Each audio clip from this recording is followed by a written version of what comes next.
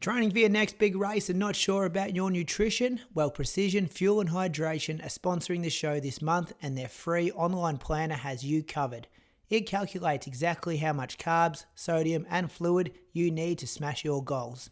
Me and the team at Inside Running Podcast swear by the 90-gram resealable gel to have on our long runs. It's been a game changer for us. If you want to crush your race day strategy, hit the link in the show notes, try the planner and grab 15% off your first order with the code IR-SPRING2025. That's IR-SPRING2025.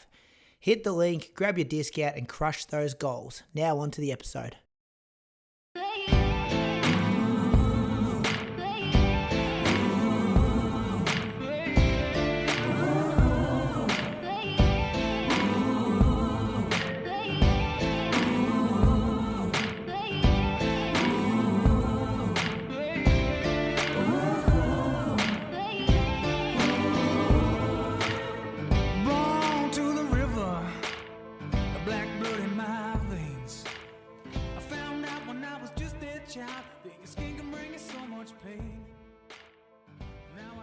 Welcome to episode number 394 of the Inside Running Podcast. Thanks for being with us for another week. Big show. Got a lot to recap this week. We've got the Great Manchester Run, Great Ocean Road Running Festival, Seco, Golden Grand Prix, Sydney 10, City to Casino, Diamond League, listener questions, Moose on the Loose, a few whispers, all talking topics in the whispers tonight. Welcome to my co-host. He's down the Great Ocean Road. He had his hometown race over the weekend. He's back in the arena. Julian Spence, how you going this week? I'm pretty tired right now. Big weekend down the coast. Polo Bay for the Great Ocean Road Running Festival or Marathon Festival. I'm not sure what it's called, but it's a big weekend for me. Working, racing, traveling. Bree's birthday today. So just made my first ever cake. That was interesting. Ever in your whole life? As far as I can remember, it was the first one I've made. Was it from a packet or did you do it from scratch? Yeah, well, that doesn't count. Yeah, well, why not? I still had to put the mixing thing in. Yeah. I'd be more impressed if you got out a cookbook and just made the recipe. I don't have time for that. Come on. Nah, it's still pretty good, Croaks. Still pretty good. And dedication for the show. Wife's birthday, and you've still, rocked up for recording. I love that. That's the things you do. Public holidays, wife's birthdays, kids' birthdays. That's why I've been going 394 weeks. Question, Moose. You're not big on wishing people happy birthday. Did you wish your wife a happy birthday? Well, I did through Pia. I said, Pia, it's your mother's birthday today. Go and say happy birthday. Show her this. I bought her a voucher last night at 10:30 p.m. I said, show her this email on the phone. This is her present. And I think everyone was pretty happy with that. Where was the voucher for, if you don't mind me asking? It was a shop running company. It was a shop that I'd never heard of before. That on Saturday night, because Jimmy, everyone knows Jimmy from Jimmy the friend, yeah. He was staying with us in Apollo Bay with his wife Alana and their son Gussie, but they were talking about this shop that I'd never heard of. And they said, oh, it's a nice clothing shop for women. I'm like, all right, that's my present. That's it. I got to buy it from there. It's called Ella and Pally or something. Enna Pally. Have you heard of that? No, but that doesn't mean anything if I haven't heard of it. Well, I don't even know if it's that nice. I have never been there. Hopefully it's okay. I'm sure. Did Bree act grateful when she saw the gift voucher? No, was she happy? She was pretty much asleep. Okay. Check in next week to see how this development's gone. I should have asked her if she wanted something from there. I thought I would do a surprise. We don't do surprise. I've never really done a surprise like that. Oh, here we go, Croaks. First cake, first surprise, all in the one day. Surprise present. She's the kind of person that if she wants something, she goes buy. She doesn't hold out on it. She goes and buys it. So what are you going to buy someone like that? Yeah. That's hard work. She's got everything. She's got you, Moose. What else could she want? That's what I was thinking too. Our other co-host on this show, Moose, is a 2:17 marathoner, and I think he came fourth one year at the Sydney 10, which we'll be talking about tonight. Welcome to you, Brad Croker, up in Canberra. Thanks, Brady. Yeah, came third actually one year as well. Fourth Benny Saint got you in. Did you get Benny Saint in the sprint one year, or he got you? No, Benny Saint and Rogues got me. That was the year I finished third. Okay. That was a podcast episode, I reckon. That was during this recording. Oh, yeah. Yeah. And then 2015, Twin Croaks was real good. 2015, it was the Australian road running champs, and it was I think Liam Adams was first, Jake Birtwhistle second, Stewie third, and I was fourth. Got beaten by a triathlete, I was about 15th there. Did get beaten by a triathlete and a young Stewie.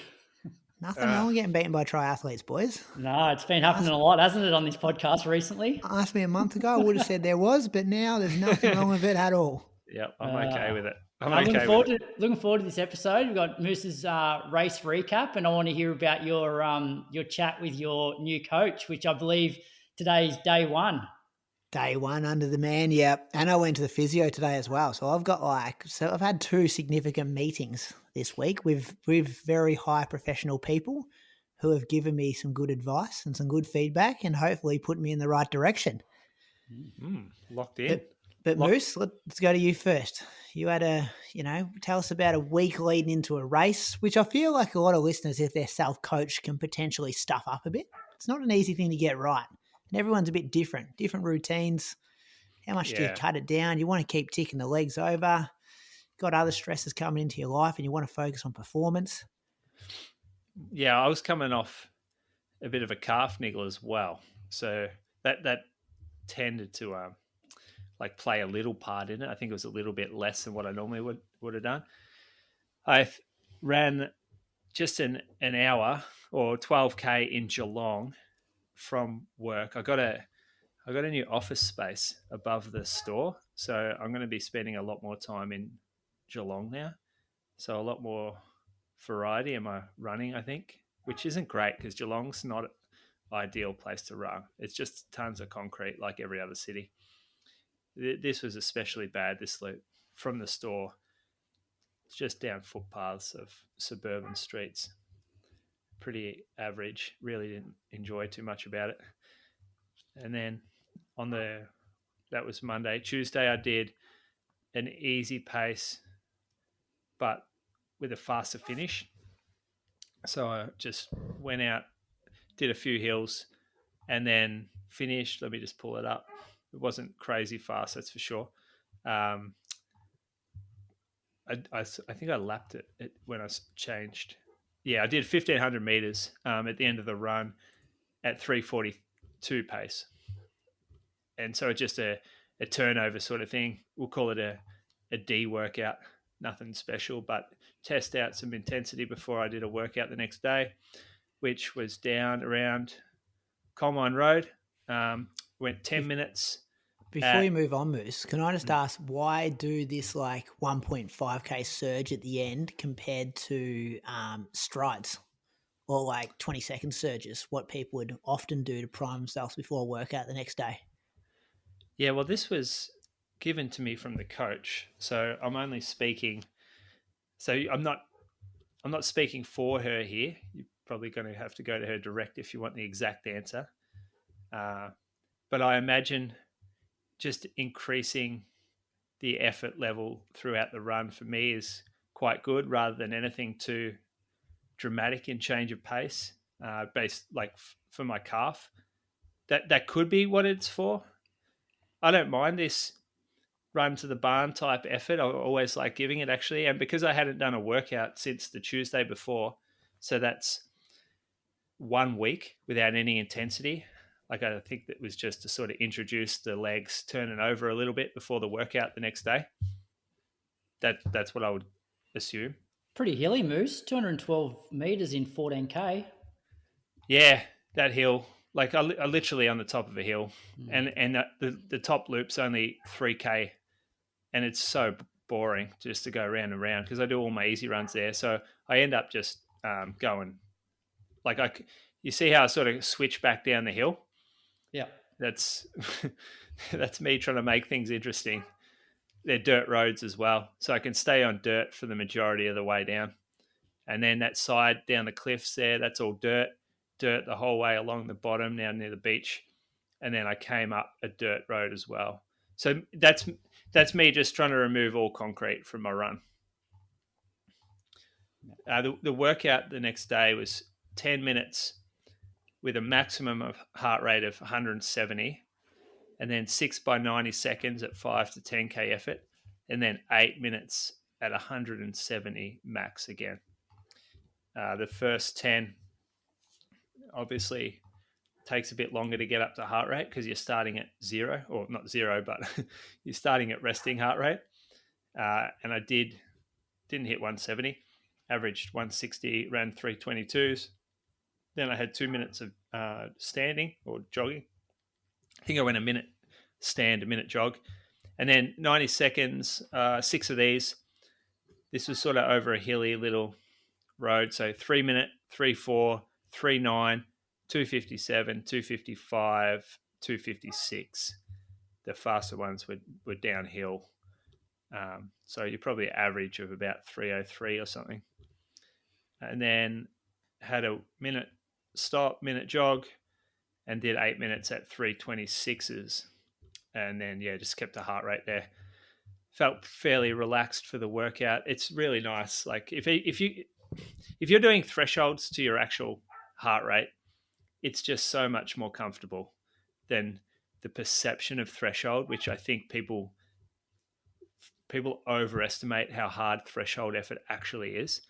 And so if you tell someone run a 10-minute threshold, they're more than likely running harder than what their actual threshold is.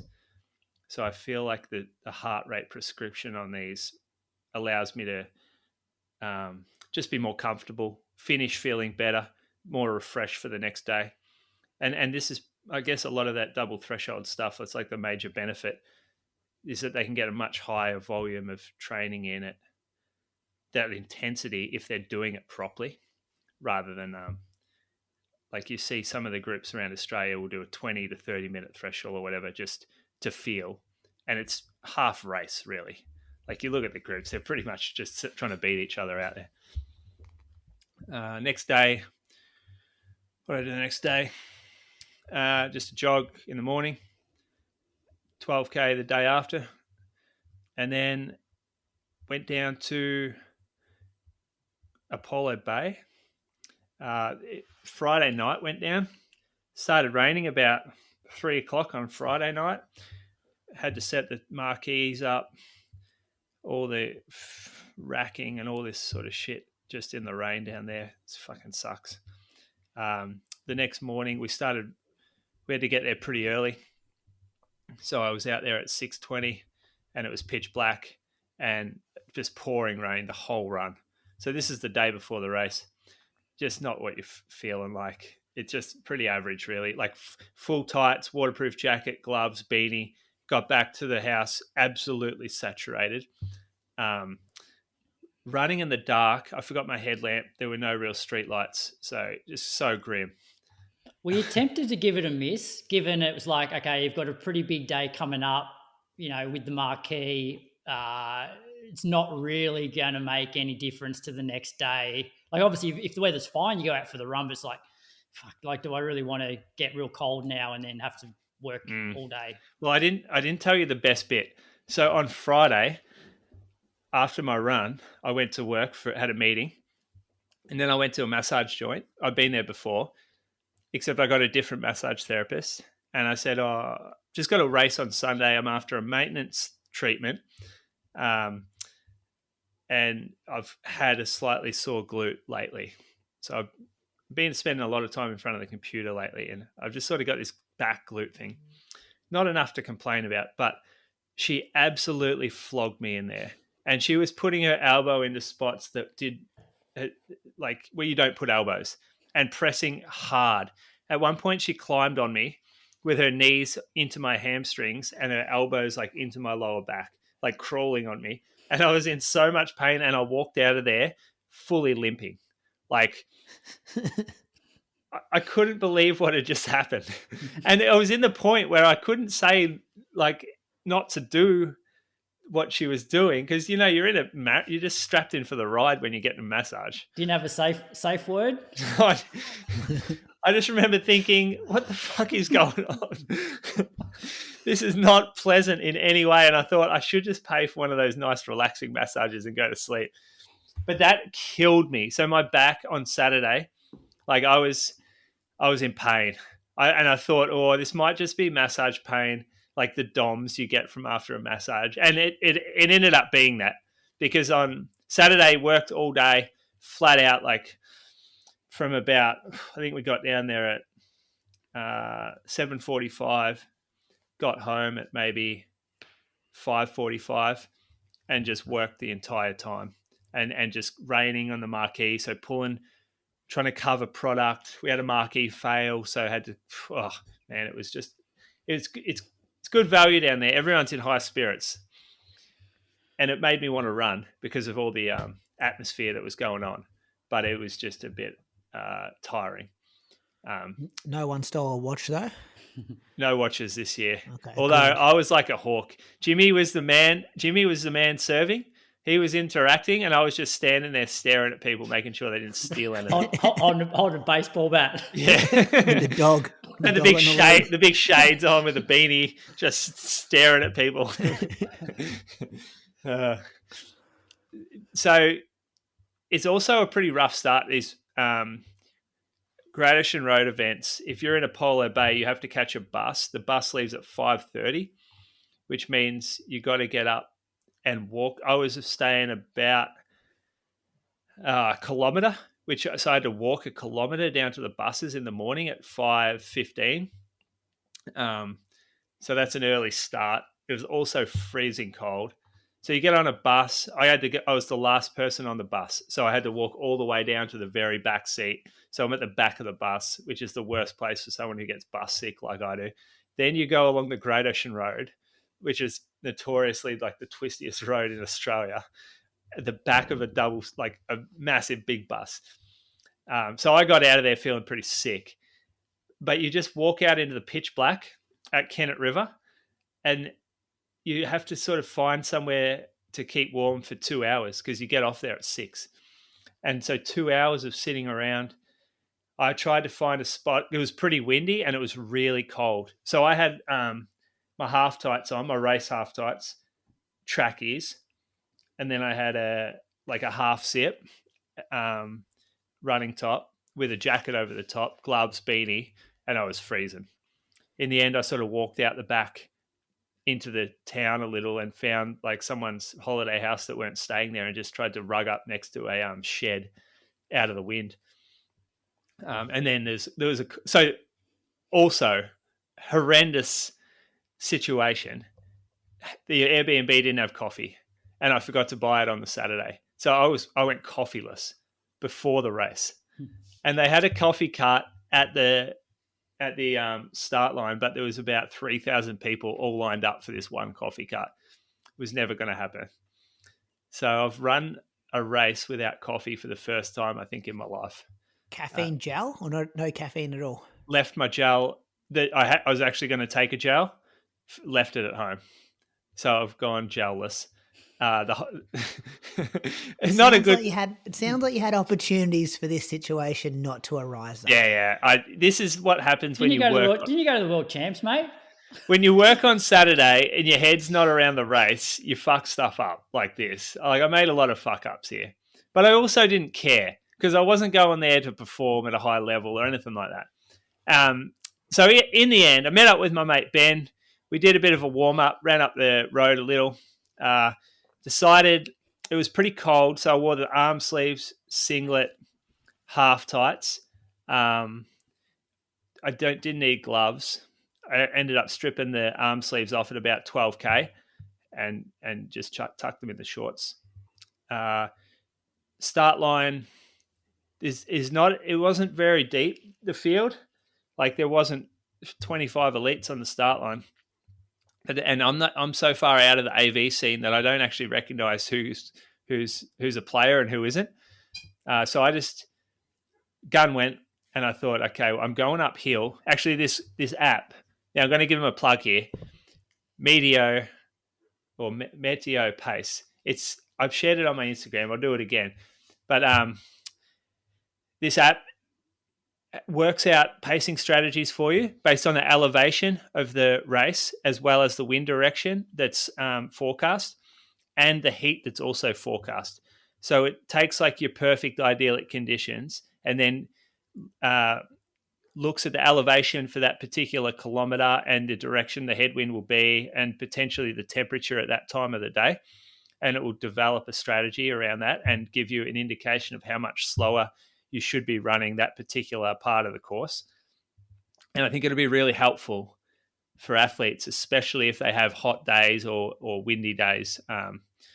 But I knew that my first K should not be quick because it goes uphill and it goes into a headwind. And it's a really easy way to blow this race. So let me just pull up the file. So the race went out quite slow. Even the front guys, like they just kind of lingered off the front. So I ran a 3-minute 40 first K, and the gap on that was 3:15, and we went up 35 meters. But it doesn't feel like that because it's the first K of the race. So the three guys in front took off. It was Andre, Brett Ellis, and Sebastian Asher, and I just was quite happy to see those guys go. I was actually I was pleased that they would go because that would create a second pack that wouldn't have three fast guys that would eventually just turn that pack into a really fast pack. So the second pack was formed. It was pretty stable until this. If you have a look at the GPS file, probably like the second K, went up and like another climb, and then there was a pack of probably 8 people, and then this next K, I ran 3:10, but Steve Deneen and another runner, they went really fast down that hill, and it was like a very concerted effort to break this pack up. And I initially decided to run with them, considering it was a downhill, and I thought, oh, I won't spend too many bickies downhill. But it felt a little out of control for me, and I thought this is a dumb time to be making a move like this, making a bad decision. So I sort of pulled back, but I was too late pulling back that the pack behind me was gone, and there was just the 2 guys in front of me, Steve and the younger fella. They were too far in front to catch them back up. So I ended up running with just one other guy behind me, probably for about the next 10K, 10K maybe. Went up a fairly big hill, another 35 meter hill it was, 16 meter into 35 meter for 2K there. So a pretty solid climb. Ran 350 up that hill and just tried to not cook myself. And then came down the backside, very long downhill stretch. The idea for me at this point was just trying to stay in a smooth rhythm, treating this like it was a 10-mile tempo. That was my whole plan, is to treat the 16K, like the first 16K was tempo effort. Tempo being what I would have thought would be a smooth marathon type rhythm. And that's sort of how I felt like it was. And then I got to 15K and I thought, you're actually going really well here. Like you might have pulled this off. And then shit just started getting bad for me. Just looking at heart rate moves, it looked like if that first 16K, it's sort of like mid 170s, but then once you sort of get over that 16K, it's not coming back under 180, and then just keeps climbing up to like 185 towards the end. Yeah, and I got slower, so I just started to go up these little pinches and think, oh god, like I'm struggling to get to push up this with my legs, and I'm also just breathing really heavy. And then I would look up, and this guy was coming back, the younger fella. I thought, oh god, this, like, if I could get going, I could maybe get up to him, and just couldn't do it. I got to probably 5K out, so maybe about 17, or that 18, 19K was bad. Like I'm still running what I would consider an okay pace for that particular part of, like, for my fitness, 327, 330. but it felt so bad. I felt like I was just searching for the end. And then I got down 1K to go, ran 3:34 into a 3:38 pace like that, and I was broken. I was searching for the end. Pierre and Bree were out on the bike. They come and met me out on the course and rode in with me, and I was like, this sucks. When am I going? Like, I really thought today was a day I would finish strong, just based on how I felt it early in the race, and I just couldn't do it. So it's given me a kick up the ass. It's still too early. I think you're being too hard on yourself. 23K half marathon over hills into like some pretty, not ideal wind. Yeah. We spoke about it last week. And if it was maybe a 10K road race on the flat, maybe you can pull that off where you're at. But I think you're still too early. It's where there's no substitute for good, consistent volume when you're wanting to do these sort of events, which makes you realise, Moose, it's like you're not unfit going into this, but you're probably fitter than 90% of people that go into races, generally. And it's like they must find it so, like you found the last part miserable. Surely they find it even or just as miserable being underprepared. Absolutely. And all I was thinking about was the marathoners, like thinking this is 23K. What's 43K feeling like? Like this relentless headwind. Like it just breaks your spirit, just constantly having to look up into it and get blown back. It wasn't that strong. I think it was 20K an hour. 20K an hour is not overwhelmingly strong, but when it's relentless for 70, 80 minutes straight into your face, that's when it becomes a bit of a pain. Just looking at your Strava, you haven't run over 100K a week since September 23rd to 29th. You had 1 week. I thought I had 1 week. Yeah. Oh, just in the last few weeks. Yeah, if you have a look, I reckon you had one about 104.8K. You had one. And then the other one was 99. Still, you're still in the baby stages of building this back up. Well, it's like I think you could run well over 5K, maybe a flat 10K. Like that's probably the limit of 90, 100K weeks. I was thinking 15K. Sixth place, yeah. 15K would have been a nice distance because I got to 10K and I could have easily changed gears and pushed home from there, but I could not change gears after that at all. It worked. It went exactly as I thought it would. I went 16K tempo into survive to the end. And if I had have thought 23K race, I would have probably still been out there running. Would have come 20th, 30th, absolute terrible horror race. So how we discussed it would go, it's what I told Ali I was going to do.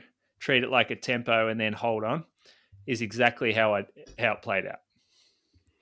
They have the timing mats in the right places down there, like this half marathon split of yours. Is this accurate? No. See, I don't know, because I went through and looked at my watch and I thought, that doesn't say the same thing, but I can't remember if it said if it was quicker or slower.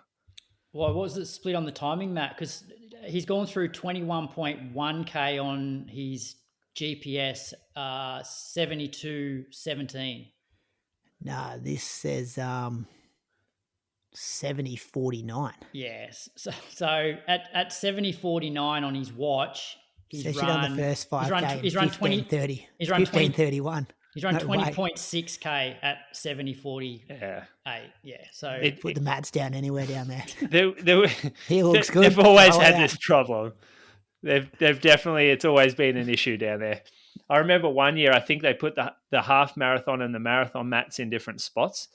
And so all the half marathoners had super slow times, but all the marathoners had really fast times. Is it more of just making sure that people are actually going across the course? I think people want their split. Yeah, okay. People there's no point. It says 64.28 through halfway. Yeah. There's no point though. Giving out splits if it's nowhere near. It's 500 meters out. Yeah, and there's no markers on the course. Like occasionally there's like a spray painted number in a circle just randomly, but there's no K marker signs or anything, which is, I feel like they could do that a bit better. No no one really cares about their time because it's Great Ocean Road Marathon. It's such a hard race, and you're sort of out there just to deal with the challenge of hills and the element and all that. But you could probably dial that in a little better, I think. Yeah, you got to get it's very scenic, but you still got to have something to race to look at. You know what I mean? Like some race material out there. Yes, that's so. Race material, having K markers would be great. Yeah, or even just that's all you need. Every 5K at least. Yeah, you could even count down how many Ks to Apollo Bay, because you kind of got that vibe of it. It's point to point race. You know what I mean? If it said 10K to go, 8K to go, 6K to go, just to give you something, look up the straight road. And I know it curves a bit, but focus on, get to that mark, take your split, go again. That's a good idea. Or even just maybe call out some of the landmarks as you go past, like next up Y River, next up Spogley Creek, or whatever it is. But I didn't, on my watch, I just had overall time showing. So I didn't have heart rate or pace or anything like that, or distance. So I was just running to the course, and it kind of snuck up on me because it just felt a lot longer to get home than it usually does down there. Yeah, well, it's been a successful hunting ground for you. Didn't feel like that. I felt super slappy on the road. Felt real heavy, no real pop. Although I'm not fit, I still felt like I wasn't in very good condition on the morning of the race, and that that I could probably do a bit better if it was a week's time. I've got a moose on the loose for you, Croaks. What about the lack of respect they showed our man returning to his home race? And they're doing stories about Grace Tame. There was a couple of fitness influencers. They did videos about their top 3 tips for the race, these gym kind of junkie kind of people. Nothing. I was waiting for the north-south kind of mini doco, something like that. Lucky Zaka wrote that article they put on our Instagram page over the weekend, because there was nothing for our big man here, Croaks. Yeah, 2019, long time ago though.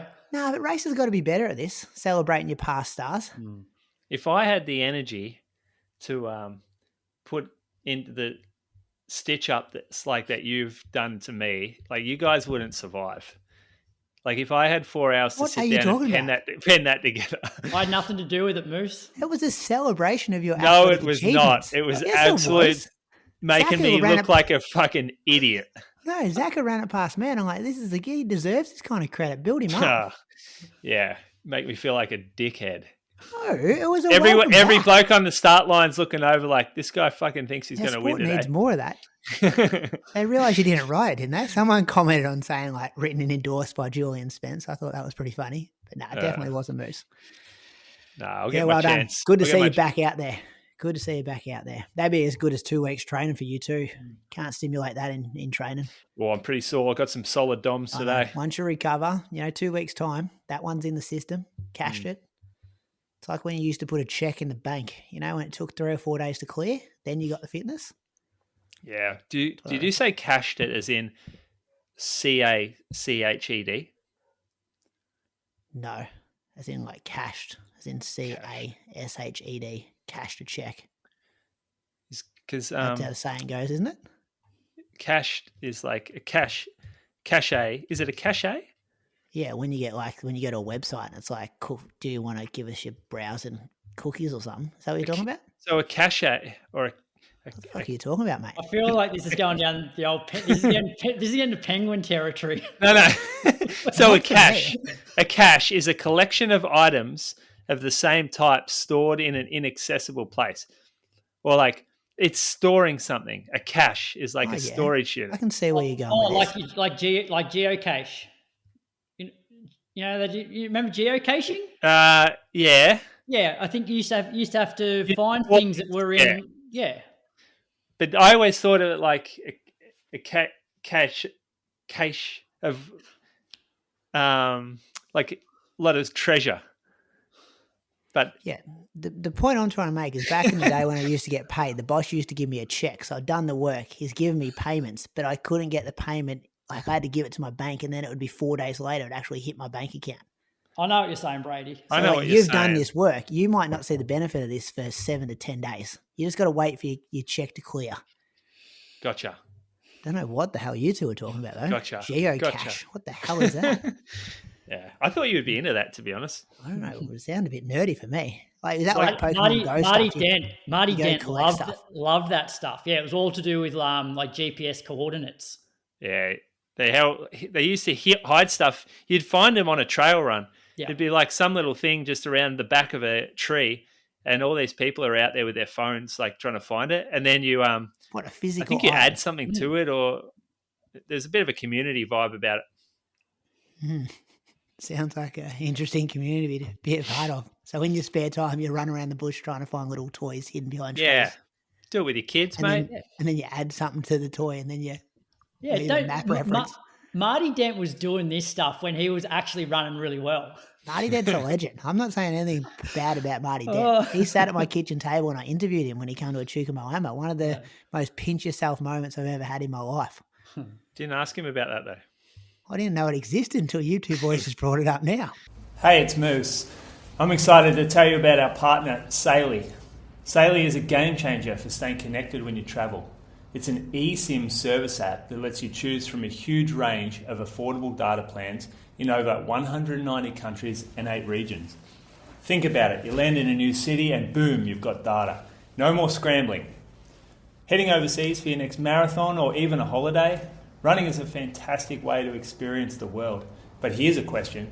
How often has travel planning been a hassle? Specifically, staying connected once you land.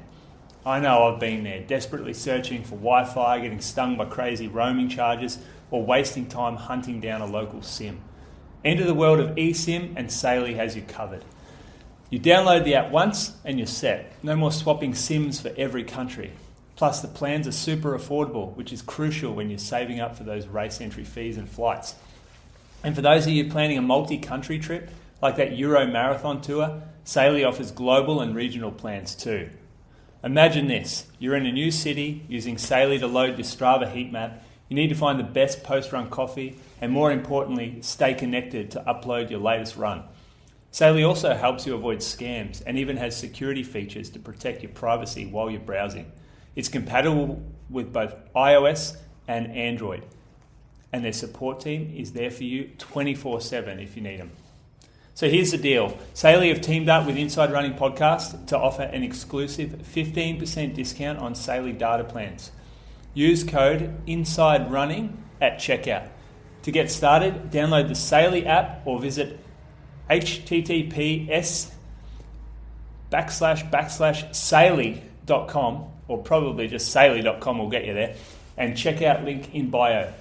So when you're traveling next, ditch the roaming headaches and give Saily a try. You won't regret it. Let's move on, Croaks. What have you been doing? You getting fit? Well, I'm sort of in that similar situation to Moose, where it's like strung together a few weeks, haven't cracked 100K, so far from fit, but trending in the right direction. So Mondays, I haven't been running. Took Lily for a bike ride last Monday, and then my first session was Tuesday. Jumped on the treadmill. The previous week was my first session, my first proper session back, and I did 6 by a K. So this time I did 8 by a K. Speeds were a little bit quicker this time around. So I did the first rep at 17K an hour, which is about 330s. The next 5 reps did about 325s. And then my last 2 reps were 320s, 18K an hour. Heart rate was pretty good. Like majority of it was sitting around that mid 160s max. The last 2 reps, probably more like higher 160s, but pulled up pretty well from that. Did gym that afternoon before heading out to the track for coaching. Then Wednesday, got out late morning, just on the trails at Mulligan's. Wanted to go a little bit longer than the week before, so I'm just trying to progress everything a little bit. So I did just over 18K, 418s, listened to the UK Monthly, and first run with the Neo Vista version 2 on the trails. So I enjoyed that. Certainly easier to get moving than the Vomeros that I've been doing, most of my sort of easier runs in. The new Vomero? Yeah, 18, yeah. Yeah, it is. It's not a fast shoe, that one, is it? No, but I think, I think I will be a better runner by doing some more runs in these traditional shoes as opposed to going out every run in these super trainers where everything's just easy. Like I noticed it, I can get up and over the hills a lot easier in these super trainers, and then you put on a traditional shoe like the Vomero, and you do have to work a little bit harder for it. So I think there's benefit in that. But yeah, that was the first time I'd worn the Neo Vista on the trails. It held up well. Then Thursday afternoon after work, so I hadn't been running Thursdays either, so I added this run in, 40 minutes at 4:30s, and then when was it? It was actually that Thursday. I thought I was in a bit of trouble because I'd come off a bit longer on the Wednesday. I'd been at work on my feet all day Thursday, and then that Thursday run was just a little bit niggly. So I woke up on Friday not sure whether I was actually going to do a session or not, because I the week before I'd run outside and did like a progression run. So I thought, well, it sort of warmed up in the morning. I'm like, all right, well, I'll just jump on the treadmill, and if it's no good, I can stop. But it was actually completely fine. So just did a shorter warm up and cool down, so just like 15 minutes, and then did a progression run. So I did 10 minutes at 16k an hour, which is like 3:45s, 10 minutes at 16.5k an hour, 10 minutes at 17k, and then 5 minutes at 17.5k an hour. So averaged out at like 9.7k at 3:36s. I think average heart rate was like high 150s. How do you pick that pace, Croaks? You're just like, I'm going to start here and give myself room to move? Yeah, I think because I've done it enough in the past and I sort of know where my fitness level is, then I know that. And you know your treadmill too. Yeah. So the whole idea of this one is like the first 20 minutes, it's a bit like what I said last week, like these progression runs, it's like you get the first 10 minutes for free. Like you're not really working too hard at all. It's like enjoyable. You're in a really good rhythm. The next 10 minutes is probably closer, like not quite threshold, but you're working a little bit harder.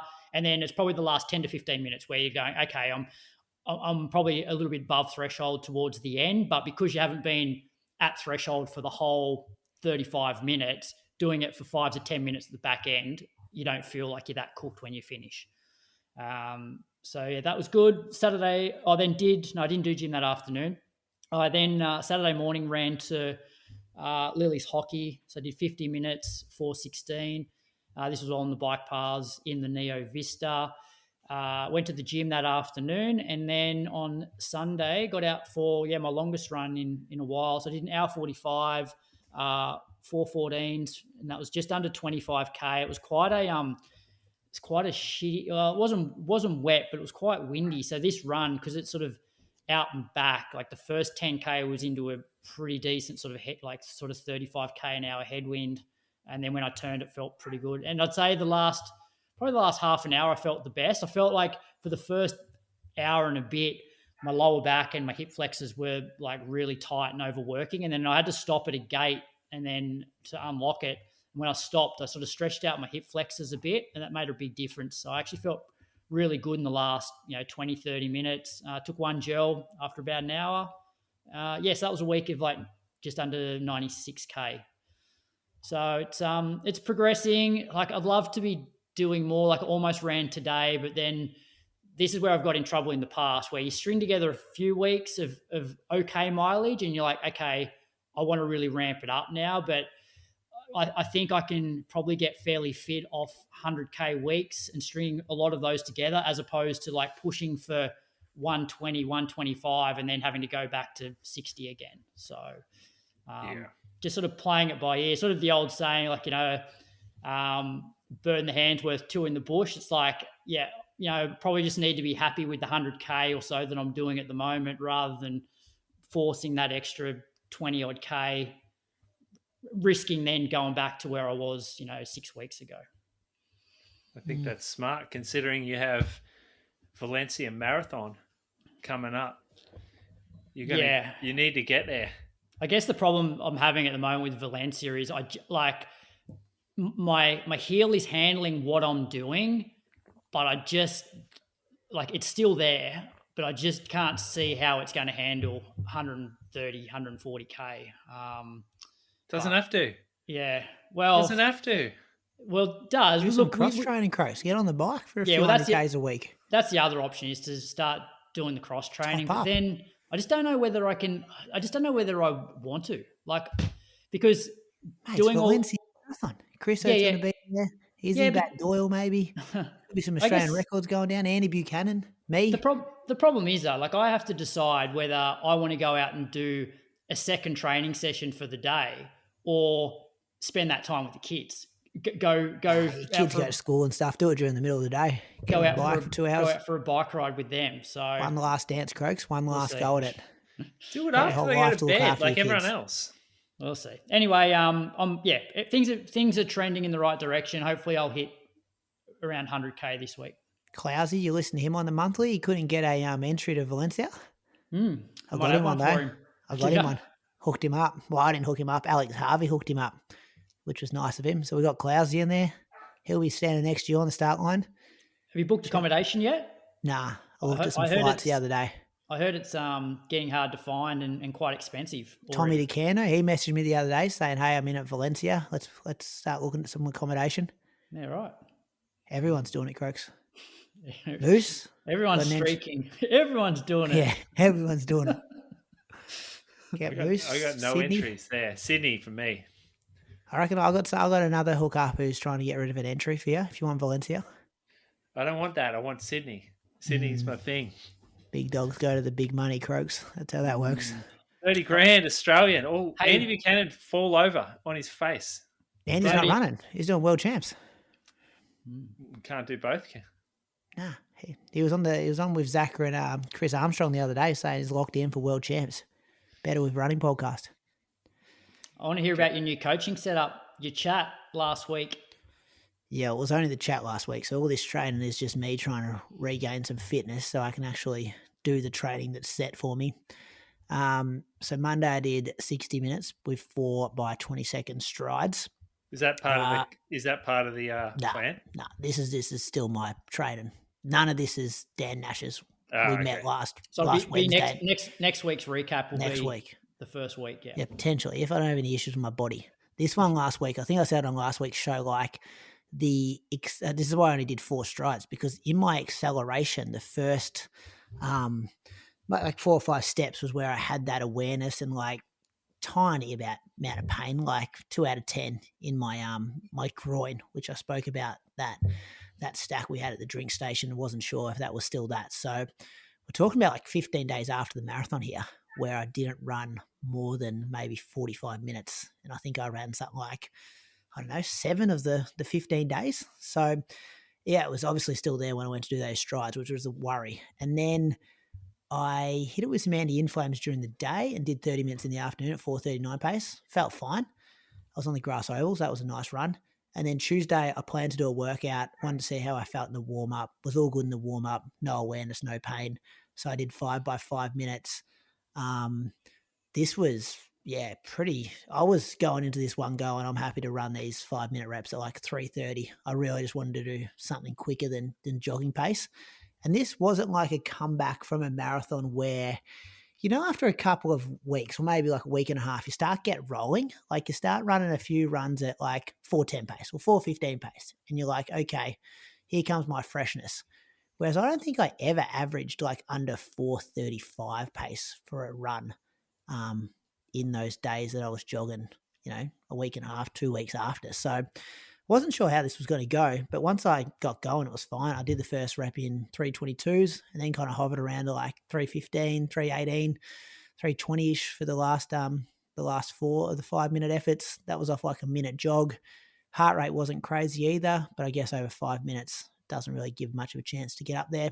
Were you aiming to run a pace or an effort or a heart rate? Just like that thresholdy effort kind of thing, like or probably not an effort I'd hold for an hour, probably more like 40, 45 minutes on the day. Like you kind of ride in that wave. Sorry, Brady, was that heart rate a bit higher than what you would have been doing for those? Like, because when I was looking at a lot of your sessions in the lead up, I reckon you were sitting more like low 160s. Yeah. And even some of the big 160s. ones. Like that last, when I did that 3x10K, I rolled the last 10K at like 3:15, and I think I was like mid 160s. Yeah. So yeah, it wasn't ridiculously high, but it's definitely been a few beats higher. And even when I've been jogging, like, yeah, I'll kind of sit at 125 to 130. That's kind of looked more like 135 to 140 since I've been building back up. But that's fine. That's fine and to be expected. Like yeah. you want to lose some fitness off the back of the marathon. And it's kind of fun seeing it actually go back down the other way. The more I'm trying to get consistent. I did 30 minutes in the dark that night, 4:57 pace. Wednesday was 65 minutes. That was all good. 4:47s. Thursday, 55 minutes before school. 30 minutes after school, 4:43 pace. So just easy jogging. Friday, I did another little workout, 10 by a minute on, minute jog. Looking at the numbers afterwards was like around low 3-minute K pace for the 1 minutes, just down a straight road. Did a bit of a Yui back again. And then I did 30 minutes in the afternoon. That's when I felt my groin again. So like obviously that because I didn't really fire it up after that threshold work, but the faster stuff definitely, I don't know, triggered it in some kind of way. But then it's like 65 minutes Saturday, felt fine. But then Sunday I did 90 minutes and I got to like 15K and I was like, I felt like I was telling myself to run like balanced. Like I felt like I wouldn't have looked like I was limping at all, but I was definitely favoring it and thinking about it and had awareness of it. And then the physio actually hit me up. Someone listened to last week's show because I didn't even say his name last week. And then they must have listened to it and then messaged him saying that Brady was talking on the show how you cancelled on him. So then he messaged me and said, hey, I heard on the podcast that you were not slagging him off, but had mentioned that he went home sick and cancelled the appointment. So he messaged me a couple of times throughout the week trying to get me in. And I finally got in tonight. And he diagnosed with me a pectineus tendon abductor. Like that's where the issue is. He said he's only ever seen it once before, but it's up really high where it attaches to the pubic bone. Mm-hmm. So it was really good. Geez, he was thorough. Geez, dealing with professionals is good. Like the amount of tests I went in there with like a list of notes on like when I changed direction, like, you know, when you're like crossing the road and a car kind of comes out of nowhere and you got to quickly like take a side step, that's when I'd feel it. Or on like unbalanced surfaces, that's when I'd feel it. Like first thing like if I wake up during the night, I'd kind of feel it like stiffen up in my like groin there, which can be a bit of a sign of a stressy, he was kind of saying. But he's like, you can't be doing this kind of training if you got a stressy. So I think something's happened when I've had that crash. And then he's like, they like being loaded, so you can train through it, be careful and, you know, take notes of anything that kind of flares it back up again. So it's good to get a diagnosis and, yeah, good to get some exercises to do to try and sort it out. Did you consider asking him for some imaging on it? That's where he was going first when he said, message me in a week, and if this hasn't improved, and he kind of said you should be able to progress from this exercise to this exercise in 3 or 4 days, that's when we need to then take this more seriously. But he was pretty certain he's got it with all the symptoms and just all the, like, he would have done, I don't know, 8 or 10 different like tests with me on the table. Like, can you do this? Can you do that? Push against this way, push that way. Like, yeah. It was very, very thorough assessment. I'm glad I don't have to go to physios that much, but I was kind of happy to go tonight and get him to figure out. Yeah, I was probably in there for 40 minutes too, which was nice of him. And then he kind of worked a couple of the muscles trying to loosen them up, and yeah, I feel like I'm in good hands there. So that was that 130K I did for the week, which was nice. But just hit and miss. Some days felt fine, the other days I felt shit. How'd the chat with the coach go? Yeah, that was give us good. The gist of program. What's happening between now and Valencia? I got my program, boys. You know, when you check, he uses Training Peaks, which we don't use. We use Final Surge for Run to PB. So I hadn't used actually Training Peaks before, but very similar. And it's got, you know, little messages in there and training paces. And he does want me to get it in the lab, which is, or I kind of suggested I'm more than happy to get in the lab to get some accurate data, which won't surprise anyone because anyone that knows Dan Nash is very scientific based. So, yeah, but he kind of said like we need to put some training together so you actually fit when you actually get in the lab. So there's a lot of stuff around. He kind of is, we've looked at some data to try to figure out where I should be running with my heart rate, and he's kind of set some stuff around that for the first week of training. And then, we kind of spoke about my strengths and weaknesses and what he thinks I need to work on. And send through a whole lot of races to try and plan around, and some, some family things and some trips and stuff like that that's coming up in life to be able to plan around that as well. So I got off the call very relieved, similar feeling when I left the physio, that I'm just like, that's in somebody else's hands now. When you're trying to manage an injury and you're like, or a niggle, and you're like, I don't have any fucking idea what I'm doing here. I thought I had osteo's pubis. And then you get to these professionals, and same with Dan, is like, yep, this is, and even today, my first run was 60 minutes. And I found myself on this loop that was going to get me home in 65 minutes. And I'm like, oops, I better cut through this paddock here and get home. And I ran 60 minutes and 5 seconds. I want to do things properly. And I'm glad somebody else is thinking about what to do. What races were you thinking about doing? I sent through a list of a couple of the AV ones. So I've got it here, actually. I sent it through the state 5K road champs is 15th of June. And then I need to get some leave from work to be able to, depending if I'm going to be at the Gold Coast Saturday or the Sunday. So it might be the half, it might be the 10K, depending on when I can get up there. Albert Park 10K. And then we spoke about some half marathons leading into the marathon block later in the year. I'm all in on Valencia. That's, if I have one race for the rest of the year and run well, that's the only race I want to do. So and even weekly structure, he listened to when I work from home, when I've got to be at school by 7:45 or 8 a.m. to be able to set big things. And it was very good. Enjoyed it. The any real philosophy differences to what you've done in the past? I think it'd be more threshold stuff.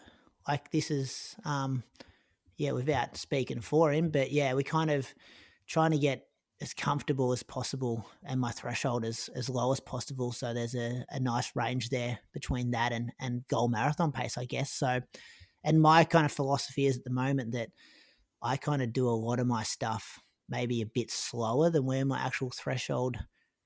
Well, this is the thing. He'll be much more heart rate. Today's the first day I actually set my watch so I can see heart rate on my main training screen. Whereas I've kind of always had it on a different screen. I flick over and pay a bit of attention. Whereas that's going to be he's got strict instructions tomorrow not to run over this certain number at any stage in the workout. How's he worked that out without you any tests or anything you've done? Yeah, so going back over all my stuff. So so I assume he's put some time into that, and we kind of chatted about that as well. He's because I think we're very similar in our heart rate zones, he was kind of saying. And I rarely see anything higher than 180. And then he's kind of looked at where I am at the back end of the workout. We spoke about where I was, a workout like that 20 by 400, and you're smacking the last off 30 seconds and you're smacking the last 400 in 65, how high is it kind of getting to be able to play around with some numbers. So this is just an estimated guess at the moment, and then hopefully in a month's time I'm fit enough to get in the lab and get some accurate data. But a bit of my philosophy is to do maybe threshold for one of the workouts a week and then something quicker pace for the second workout, whereas I think a lot of his will be both the workouts will be threshold based. And mileage, he's a high mileage guy. You've had no issues with running your 200K weeks. Did you chat about mileage? No, not really. We kind of, because I want to do some of the stuff he's done. You see, he did 40 by 400 the other day. Yeah. Shit, I'd love to do that workout. Why? I'd have doing that. It just sounds like real good fun workout to do. What relative paces were they? What? I think he was on a pace he could hold for 15K. So it was pretty controlled, but it was just a shitload of them off the small recovery. Yeah. No, we didn't get there, but he's being conservative early, Croaks. The message for this week was just enjoy not doing a lot. I'll probably do, I don't even know what it adds up to this week because it's mostly time-based, but I don't think I'd run more than 130K this week, which I also did last week. So you started on his program today. Yeah. Did you call him 2 or 3 times today? I have not. I just uploaded it. I got the green tick to say I've matched up my run to what was planned. And then he's probably going to get more information to listen to me bang on here than, I don't want to be that guy that just, I said I'm not going to be hard work. I'm very diligent. Whatever you do, I'm doing. I'm not going to ask questions about it. Like, I might have to hit him up with a comment tomorrow after the workout to be like, hey, FYI, this is what the physio said yesterday. Yeah. So pass on that kind of information. But the trust is fully there, and it's just do what's in there. What are the chances? It's like you're never injured, and then the one time you get injured coincides with the first week of a new coach. No, I just want to put on the record that I was injured before, or I have a niggle before I've started this program. Yeah, I know. It's like, but imagine if it was imagine if I was injury free right now, and in 2 weeks I had a stress fracture. You'd be like, God, that's bad timing. Not good. No, I don't think that's going to happen. Anyway, let's thank some Patreon supporters, eh? Who you got, Croaks? I've got Thomas Copretan from Norway. He's run 10:41 for 3K, 17:49 for 5K, 37:31 at the 2024 Hyperplan Mila 10K, 84:53 at last year's Stavanger half, and 2:56 at last year's Berlin Marathon. So thanks for your support, Thomas. What's his best PB there? That was... Yeah. 5K, 17:49. Well, it's pretty even, the 5 and the 10. On you, Thomas, for your support. I think I got even. Chris O from Norway tomorrow, actually. Him and Toby. Got to lock that in. So, Thomas, you might be able to hear your compatriot over there in Norway on our Patreon channel sometime tomorrow afternoon. Who you got, Moose? I've got Dan. Whoa, I reckon this changed. I had a different person before. You just changed these up? No. Yeah. I've got Dan Bunin. Couldn't find anything on Strava, but found a couple of results. Hopefully they're his. 2:54 marathon at the 2019 Hervey Bay Break Run Marathon, which he won. Can't imagine that's a fast place to run, Hervey Bay. So that's a winner of a marathon. Yeah, it doesn't happen very often. Good on you. Congrats, Dan. 81 minutes at the 2022 Tui Trail half, where he finished third. Where do you find those results, Croaks? This website's called there's a special website, Moose. Raceview. Raceview.au or something, isn't it? Or au.raceview? au.raceview.net.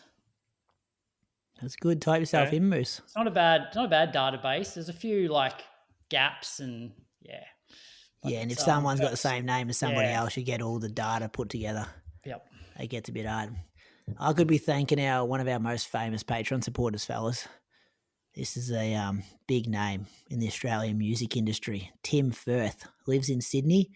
Has run 19:47 at the Parramatta Park Run, 41:54 at the 2021 Sydney Harbour 10K, 98:28 at last year's Sri Chinmoy Half Marathon around the Bay at Drummonoy, and 3:35 at last year's Sydney Marathon. He's also the drummer for the band Thirsty Merc. You boys know Thirsty Merc? Yeah. Big Australian band. Huge Australian band. Stop what you're doing. They had some very famous songs. Oh, yeah. Some really... What were they, though, Moose? I'm trying to think of them off the top of my head. Was it Someday or something? He was also drumming for the band Dragon just recently. He was messaging me saying Dragon were playing a gig down in Torquay and wanted Moose to come along. I did hear that they were playing that. Yeah. So Tim, he must do a couple of gigs for different bands. Must be a drummer in demand. Yeah, Dragon's pretty famous too. Oh, yeah. Real famous. That is cool, isn't it? Would it be our most famous Patreon supporter? In the summertime, someday. Oh, that was it reminds summertime. Just 20 feel good reasons. Remember that? 20 good reasons? Feel 2004, 2007. We're going back here. They're from Dubbo originally. Were they? I believe, yeah. Rural New South Wales. Yeah, the zoo's there, isn't it? Yeah, there is the Dubbo Plains Zoo. So, Tim, massive thank you for your support of the Inside Runner podcast. Dan and Thomas over there in Norway, if you like what we do on the show, brings you value, you can support us. We have a whole lot of bonus content at a certain level on that Patreon as well. If you don't want to get thanked, we've also got a level for that. A few people signed up for that last week, so that was a good move, boys, to do that. We won't read out your PBs. And, that's just how we keep the lights on here and have been doing it for 394 weeks. So we are very, very grateful for the people who sign up to our Patreon page. Running news, boys, with thanks to Axel Coffee, our race results partner, and the secret to starting every run on the right foot. Nothing beats a good coffee before hitting the pavement.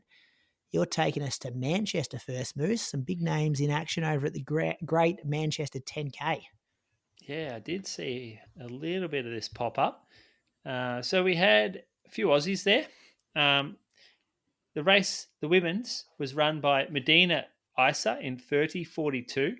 In second, Emily Sisson from America, second 31:03. Izzi Batt-Doyle was fifth in 31:30. What did she run in Japan?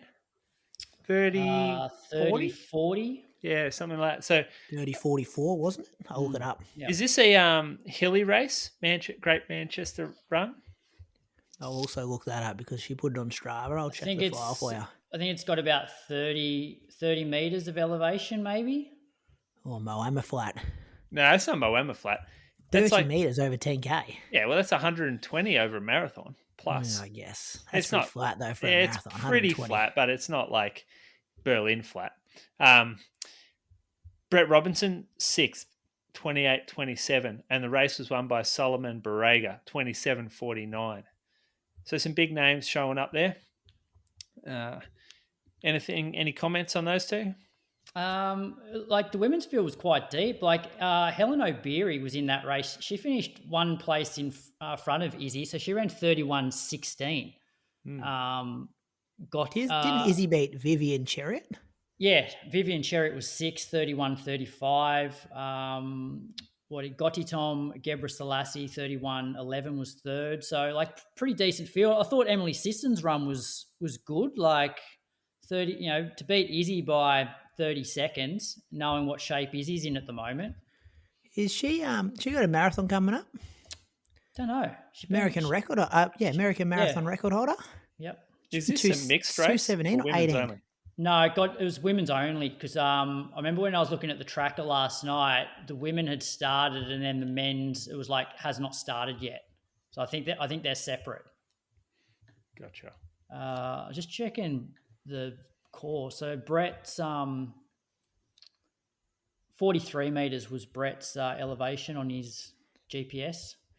Sisson ran 2:18:29 for the American record. Chicago 2022. That's a while ago now, isn't it? It's a bloody good run. Still though, the isn't American record?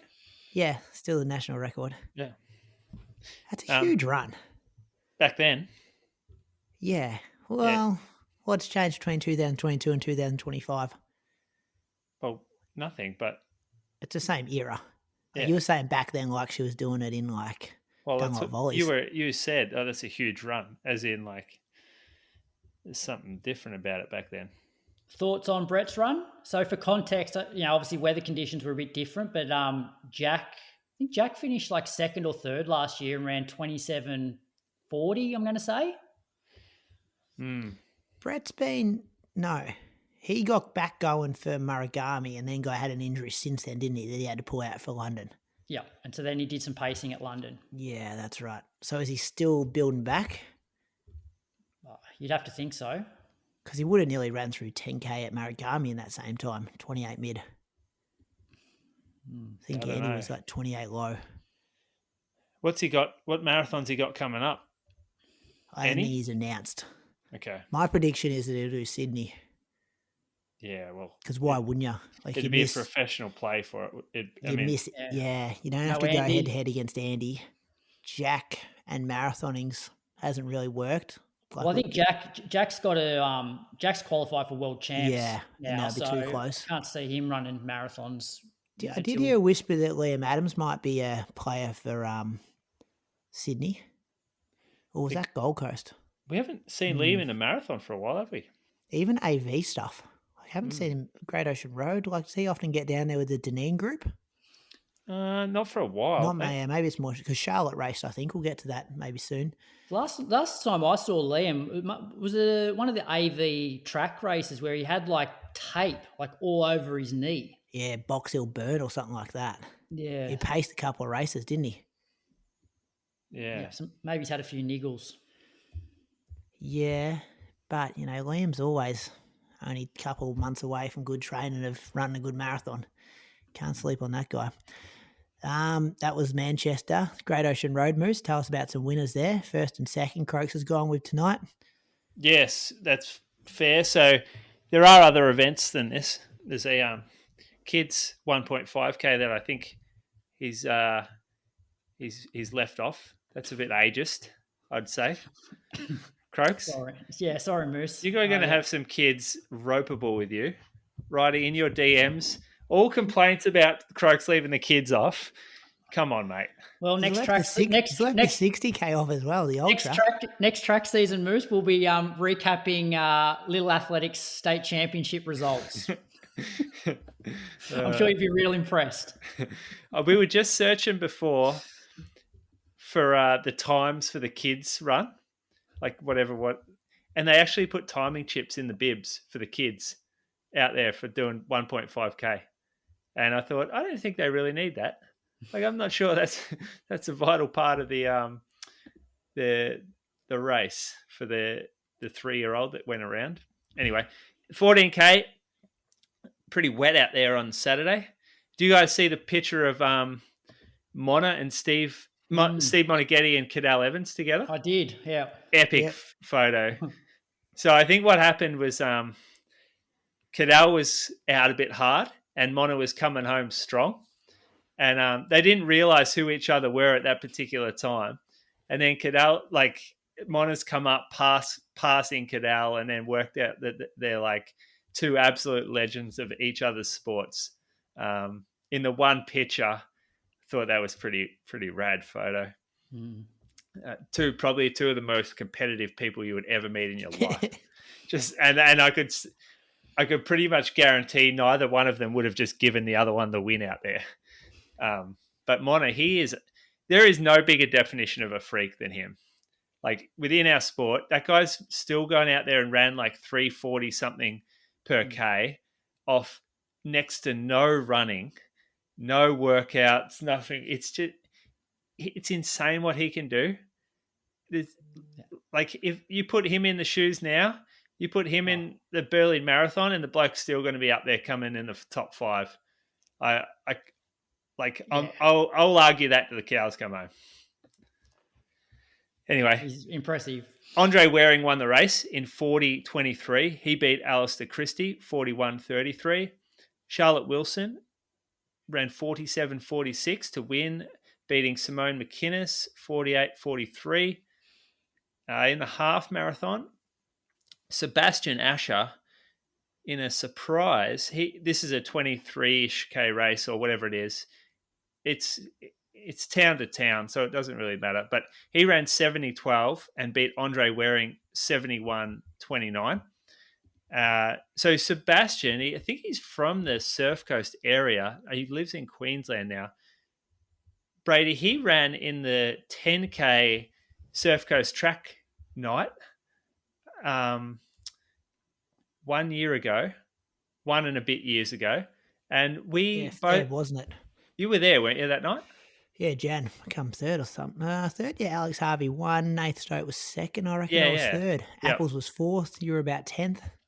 So the race atlas, the photography company, sent me a message saying, here are your photos from Great Ocean Road. And then I just scrolled through the thread of what they've sent me in the past. And I saw, you've got some photos from Surf Coast Track Night.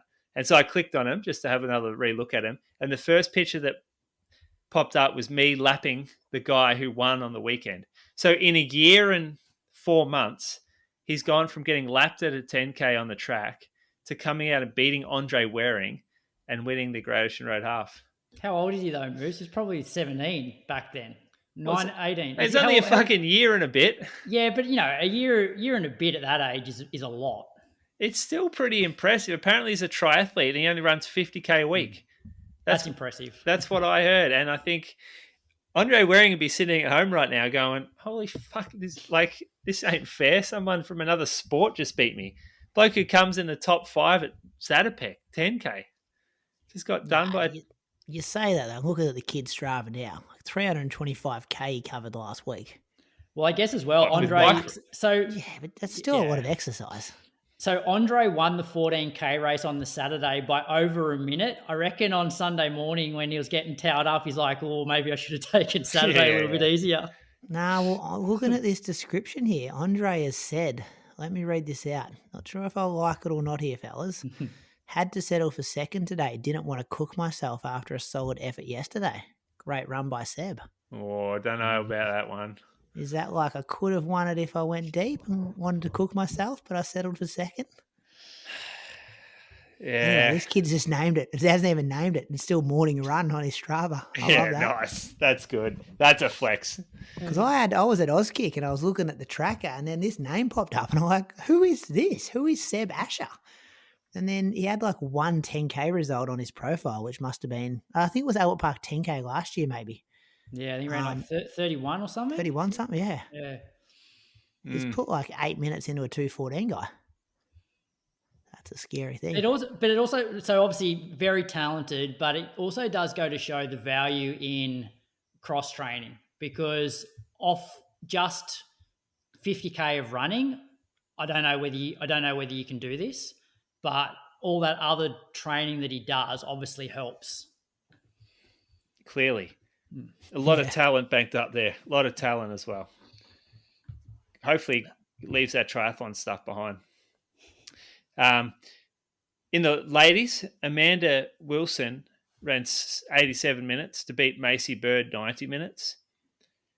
And in the marathon, Dion Finocchiaro ran 2:34, beat Sam Toll 2:41.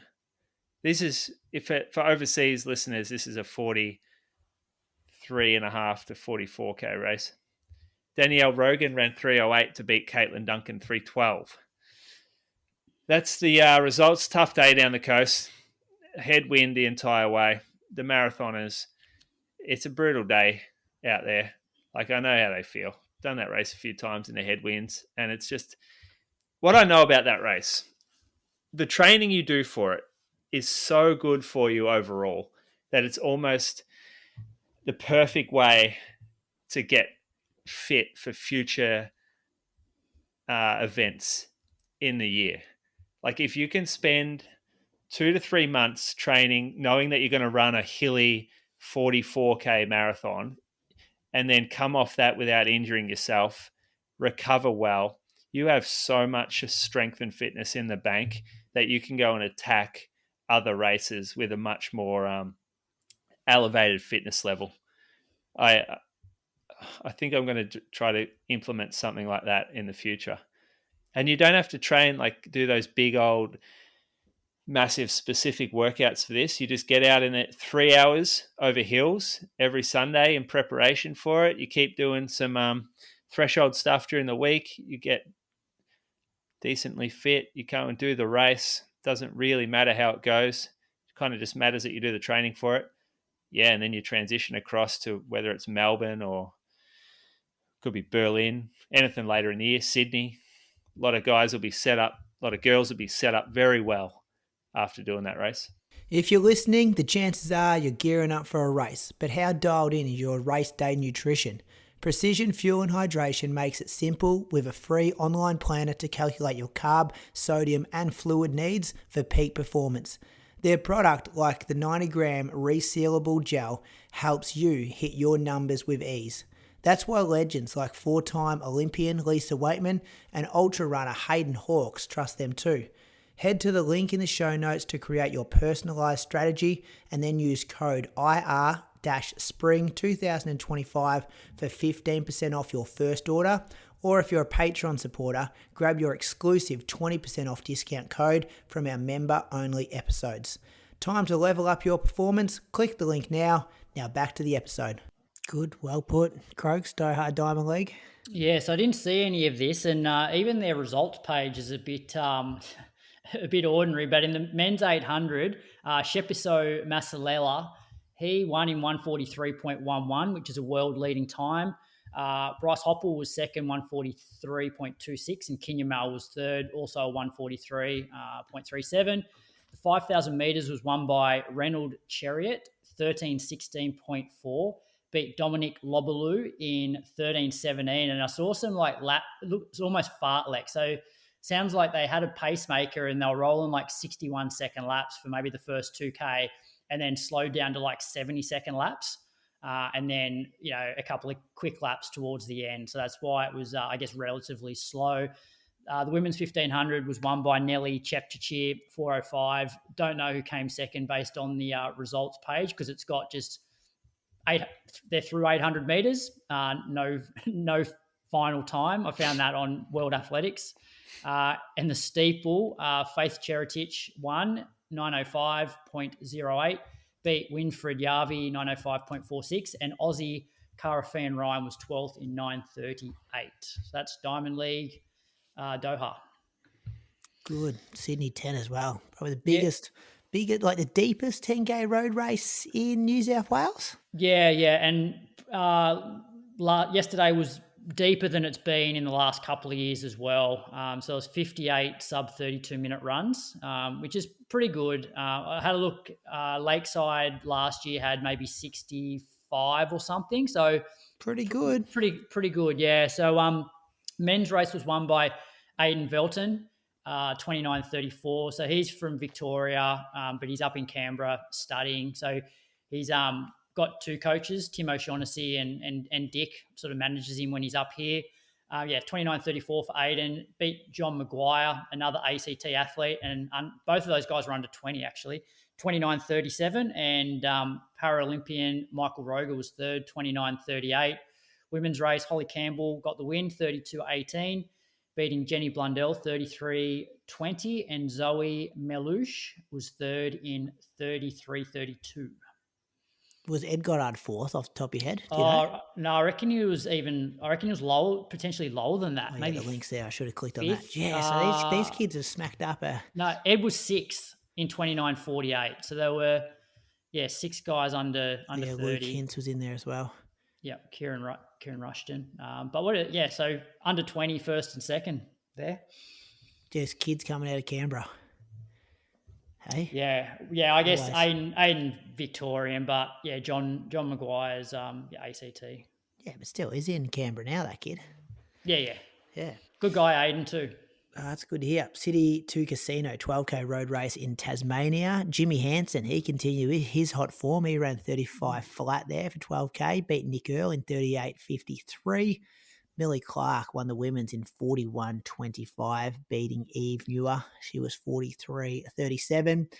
And the last bit of news for me is the Seco Golden Grand Prix. This is a pretty elite level, not kind of Diamond League kind of stuff, but a high-level track and field meet in Japan. Rose Davies won the 3K in 8:43. And Jude Thomas won the men's 3K in a PB time of 7:39.6. And Georgia Griffiths won the 1500 in 4:01, which is a world lead. So that's pretty impressive. Sarah Billings, we know what kind of form she's been in. She was third in 4:06. That's a massive run by Georgia there, boys. The steeple, Matt Clark was fifth in 8:23. Ben Buckingham was seventh in 8:27. The race was won in 8:18. That's Japan. Seeing more and more Aussies starting to get overseas and racing on the track. Yeah. And last bit of news for me is just around Grand Slam tracks. So it was announced in the last week that the next meet, and I'm guessing the next two meets, are going to be changed from a 3-day event to a 2-day event. That means that for the long distance events, there used to be a 5K and a 3K. They will now just compete over a 3K. But it also means that their prize money is going to be halved. So the winner of that 3K race will win $50,000 instead of the 100. Thoughts on this, boys? Changing the format mid-season? No, I like it. Make adjustments as you go and take on the feedback. They did say they would do that. Yeah. So anyway, and then the other bit of news was the challenges for the short distance race in Philadelphia. Some of those have been announced. So Hobbs Kessler and Josh Hoey are in the men's short distance, and Georgia Bell and Nia Atkins are in the women's. So some quality athletes being added to the next meet there. Those results brought to you by Axel Coffee. Don't forget, Inside Running podcast listeners get 20% off their first online order using the code IRP20. Start your day right with Axel Coffee. Whispers, talking point, public announcement. The Australian record, run across Australia record, went down today, boys. The guy took 4 days off it, previously held by Chris Turnbull, and William Googe took it down. I don't know if he ran the whole way or not. There's a lot of controversy out there. No one probably knows other than him and his support crew if he ran the whole way or not.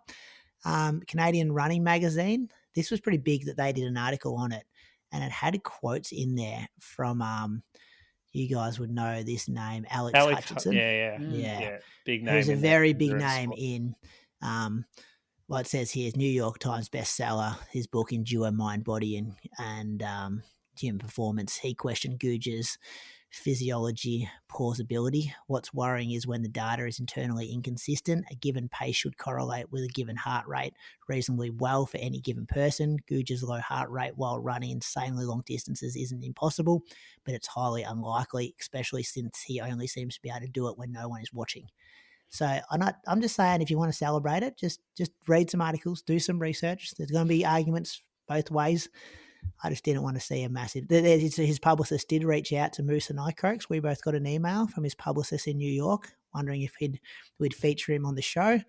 And I said, it's a bit of a complicated one for us. And is there any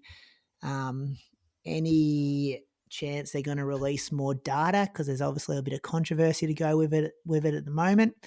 And he didn't respond to me. And that was 6 days ago. So I don't know. I hate these people being made in the superstars when it's could potentially not be right. There could be as well. So yeah, you weren't tempted last week because it was pretty. I know it was about 200K for me. And yeah, pretty close to me as well over the weekend. And it was like, oh, do you just drive out and follow him for a day? I was really, really tempted. If I didn't have a life, it's exactly what I would have done because I was pretty busy. But I actually want to know. Like, I've been reading all the Strava comments. Like, I've been some DMs back and forth. It has really frustrated the ultra running community. Like, we got sent a letter that a lot of like significant ultra runners kind of put their name to it, kind of saying, hey, we're requesting more data to kind of protect our sport here. But I think he only has to do a Strava file and maybe one other bit of data to get it Guinness World Record certified. So he's ticking all the boxes he has to tick, but this article was pretty brutal, arguing things on the other side. You know, even some of his data showed movement at speeds exceeding 80 kilometers per hour, impossible for a runner, but typical for a vehicle. While his average heart rate on his whoop is frequently around 100 to 105 beats per minute. So there's you can get deep in this stuff, but they're saying he is. Is it called? No, what's it called when you do it? Is it frying the data or something, Moose? Is that? Oh, it's a special term. I'm not sure. Yeah, I don't know. That's what I'm trying to see what the actual because I've been asking some people in the know what's going on here, but I try not to get it. I don't think. I don't know either way, but I just feel for those guys who are in that corner of the world where they love this ultra marathoning stuff, and if it's not legit, I kind of feel a bit sorry for them that. Someone like he'd smacked the record by 4 days, and like Ned Brockman didn't even have the record. This is Chris Turnbull. So like, do you know what I didn't like? I can't remember if I've said it on here or not, but he started doing this, I think, because his mum got a cancer diagnosis, or maybe even passed away from cancer. Yeah, she did. Yeah, but then he's like thinking he's an absolute king smoking after his runs, and he's in these like. Trying to make out like this is a fucking badass smoking after a run. And I'm like, if you really care about raising awareness for cancer, this kind of stuff, you probably shouldn't be promoting smoking as something that's what you're into. And the thing that I've also noticed with some of the social media that I've seen is he never looks tired. Like, he never looks tired. He never looks ragged. Like, you know, you look at a Pat Farmer or someone like that that's been putting their body through this, and he doesn't look like that at all. No, they're absolutely cooked. And they're scrambling the pulse is what they think he's doing. The great fear is that they're scrambling the pulse so you can't see the joins and the potential muling. Lots of higher stuff today for some reason. The question is, why are they doing that? Yeah.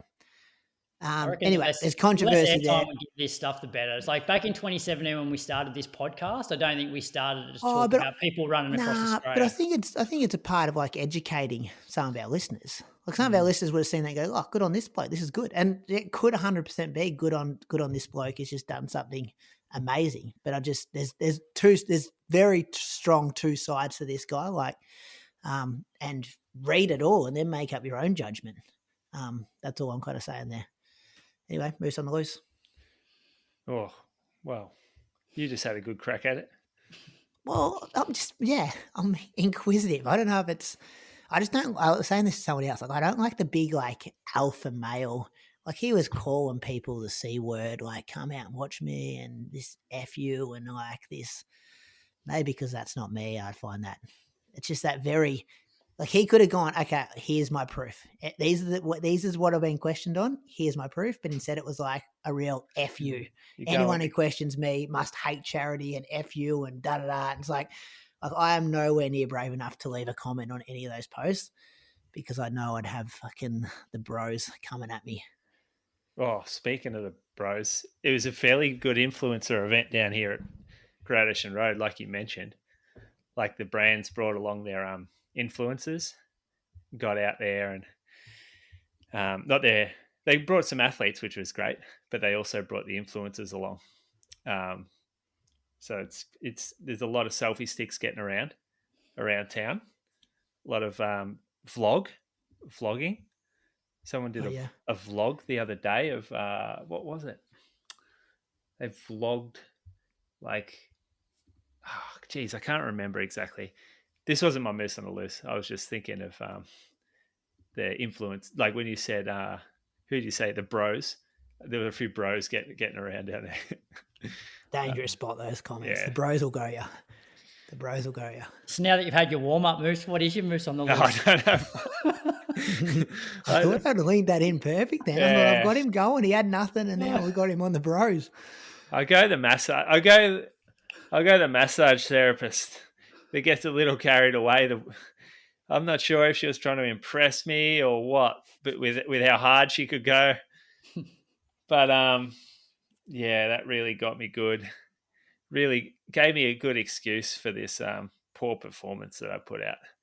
I was almost not running because of that massage. That would have been the first time I've ever bailed from someone rubbing my muscles too hard. All right, let's move on, Craig. Listener question. All right, this episode's listener question is proudly brought to you by Precision Fuel and Hydration, and the question comes from Ricky Gillespie. Good one, I reckon. I think everyone agrees that the more you run, the fitter you get for the most part. Well, at what point / level of the athlete does high mileage just not make sense? For example, someone who can run, let's say, 3 hours for the marathon off of 80 to 90K per week, would they become a lot better if they could handle 200 kilometers per week? Or does it just not make sense? Thanks. Love the show. Geez, 200's a bit extreme, isn't it? 200 is extreme, but I think not many people in the country can do 200K weeks.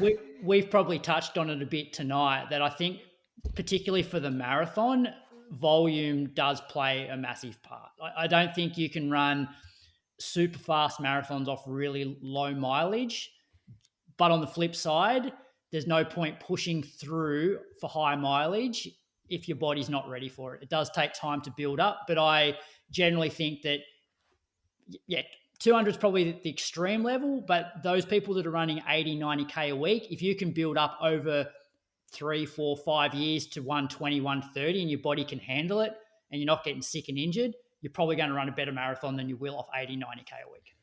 Yeah, because if you look at 150K a week and Croaks, your average pace of that is 4:03s, and someone who's running 4:15 pace for the marathon might be running 5:03s for their average pace.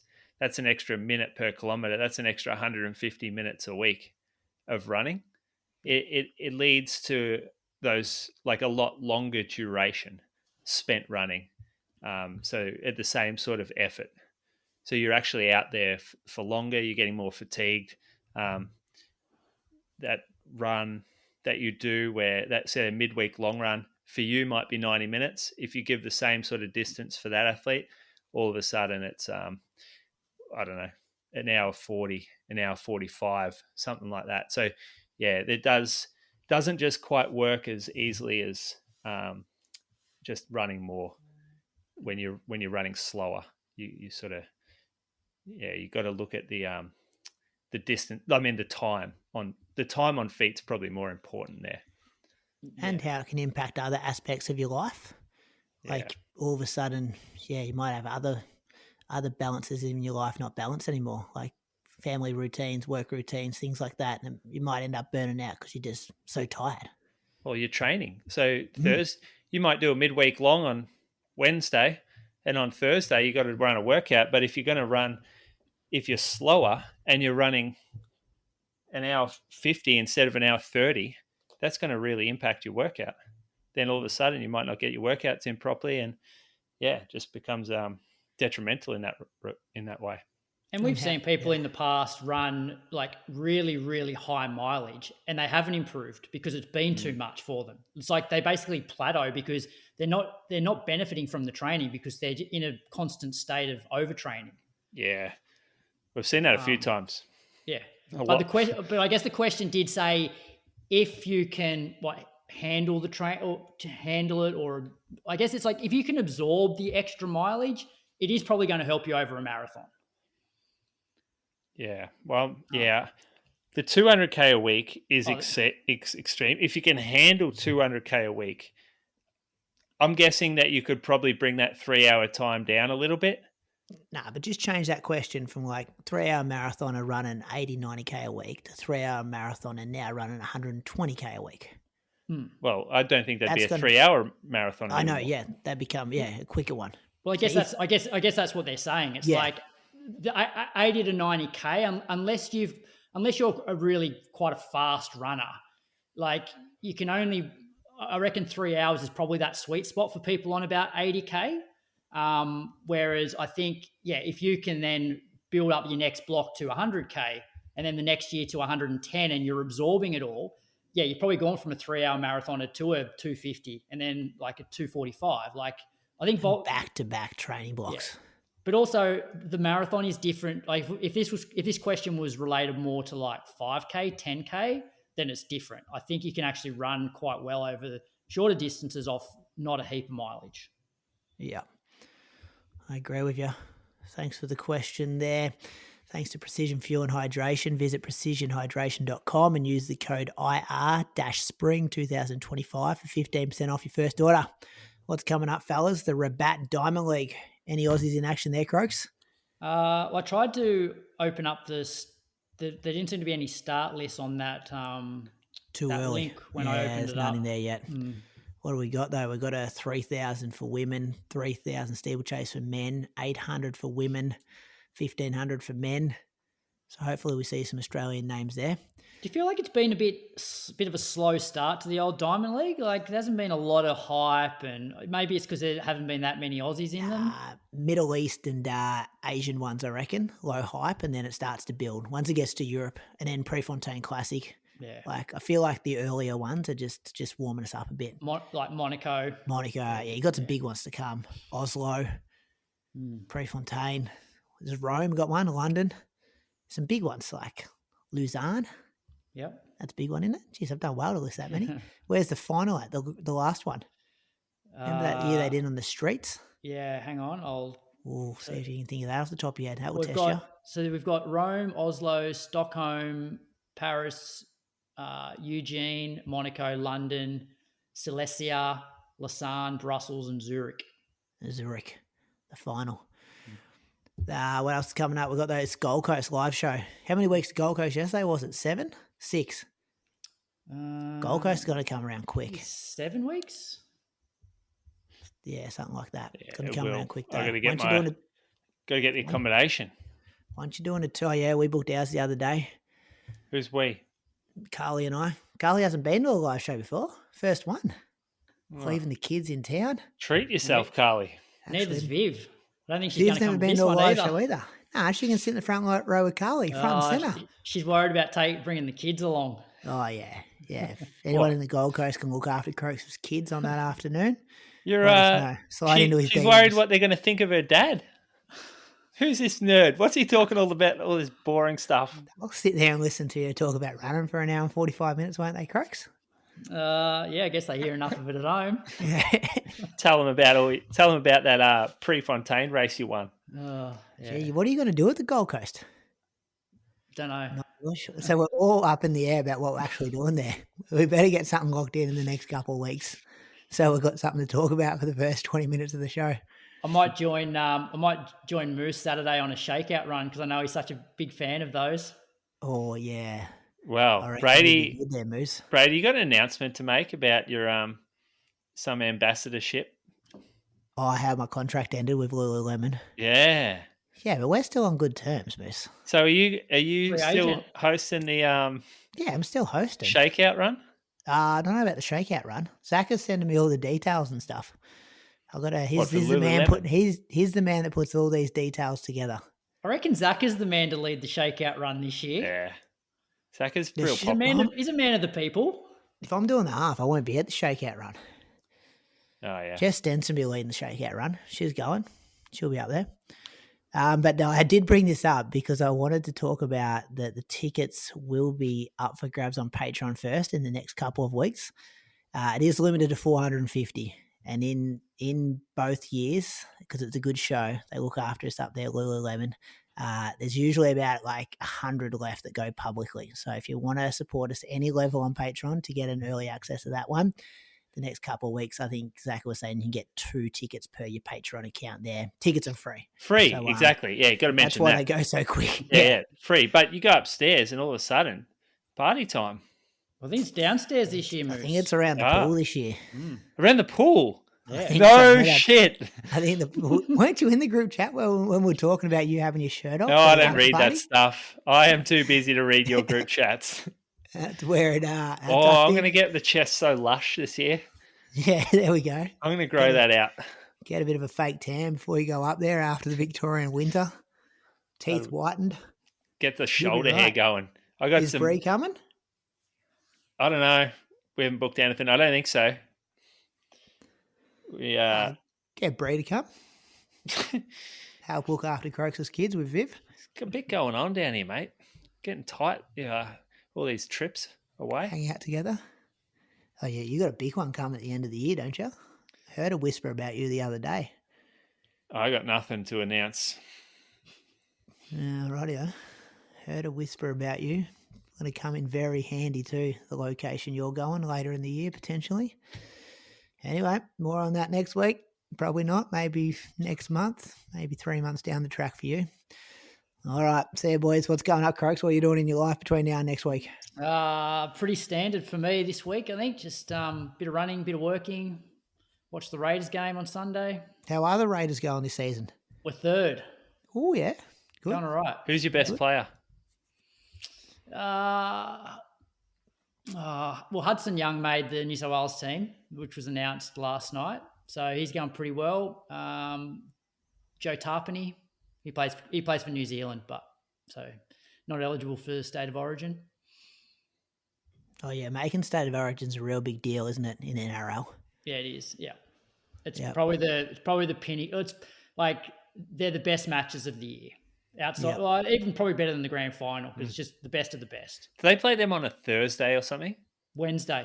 Oh, so they're playing Wednesday weekend. Well, often, so they can't play for their club team the weekend before State of Origin, so they sit out that one. They'll then play State of Origin on the Wednesday, and then it's up to the club whether they play them on the Friday, Saturday, Sunday after. So some clubs rest them, some clubs play them, probably depending on where they are on the ladder. Sounds like it's not very good for the club, this whole State of Origin gig. And because the clubs that have a heap of good players that play State of Origin, like they often struggle a little bit over with depth over the period because it goes for like it's like a 6 to 8 week period because you play a match and then the next one's not for 3 weeks later, and then the third one's 2-3 weeks after that. So it's a pretty long period. Moose, what are you doing between now and next week? I got to go to Melbourne a couple of times. Not looking forward to that. It's got a lot of seeing shoes. Yeah, seeing more shoes. All the orders are due like right now. I've got some massive days coming up. Massive days of just spreadsheets and fucking placing, doing numbers, working out, picking colours, trying to get it right. Good Taking luck with punts. that. What do you gamble on? What do you not? What do you pass on? What are your 2 sessions this week, Brady? Let me open up the old training beaks, Croaks. I think it's 6-minute reps tomorrow. Let me tell you this. 6-minute reps. Norwegian special. You know, I give that out too. You could have saved you some money.